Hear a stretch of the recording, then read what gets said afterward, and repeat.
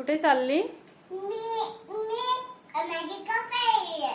मी तिचे कथा सांगणार आहे. तिथं एक जवानची एक भूत होती.